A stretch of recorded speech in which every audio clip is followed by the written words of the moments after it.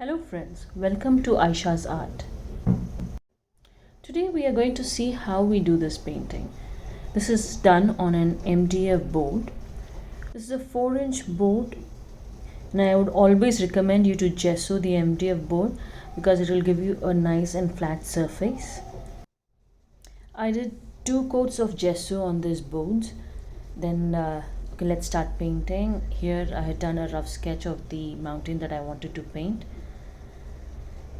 Now I'm just trying to do some clouds, but finally I realized that I did not like the clouds much, so I have just just blended that off into the sky, and I will be doing the clouds later on. So what I recommend when doing any type of painting is first block the dark colors. Wherever you have shadows, especially in this mountains, you have a lot of shadows and all, so just block those shadows with a darker tone.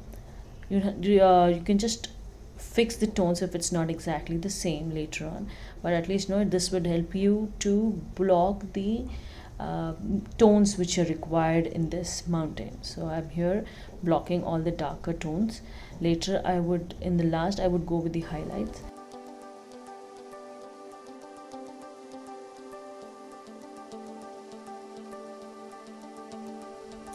Let's just keep working with the different tones. It might be like in 2 or 3 layers would be good for giving the depth to your painting. I've mostly used the dry brush technique, a flatter way. Just look at how I'm moving the brush. It's in a very flatter way when I'm doing the dry brush.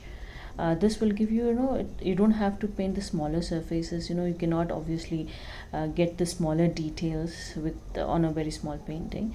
So what I did was use the dry brush to get the snow as well as the darker tones.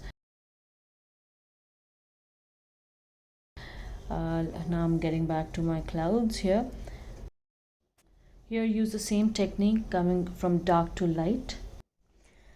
And we are almost done with the painting. So here's the final. This is without the resin. And then I actually wanted to do resin on this small boards because I would be using this as the fridge magnets, or I can also display it on the easels. So let's go and attach some magnets here. I'm using a hardware glue. And here's the finished piece. Thanks for watching.